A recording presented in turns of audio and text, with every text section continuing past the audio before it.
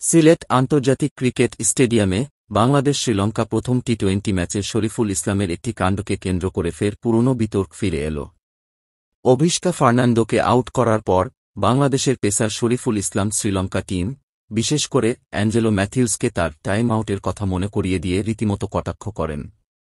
এই ঘটনাকে কেন্দ্র করে শ্রীলঙ্কা এবং বাংলাদেশের মধ্যে প্রতিদ্বন্দ্বিতার আগুন পুনরায় প্রজ্বলিত হয়েছে। 2023 ওয়ানডে বিশ্বকাপের সময়ে ম্যাথিউস ক্রিকেট ইতিহাসে টাইম আউট হওয়া প্রথম খেলোয়াড় হয়েছিলেন। বিশ্বকাপে শ্রীলঙ্কা এবং বাংলাদেশের মধ্যে ম্যাচে ঘটনাটি ঘটেছিল, যা নিয়ে সেই সময়ে বহু বিতর্ক হয়েছিল। সোমবার সিলেটে ফের সেই ঘটনা মনে করিয়ে দিয়ে বিতর্কে ঘি ঢাললেন শরীফুল ইসলাম। এদিকে অভিষেক ফার্নান্দো খুব খারাপ সময়ের মধ্যে দিয়ে যাচ্ছেন। সোমবারও তিনি নিরাশ করেন। 2 বলে 4 রান করে শরীফুলের বলে লিটন দাসের হাতে ক্যাচ দিয়ে সাজঘরে ফেলেন তিনি।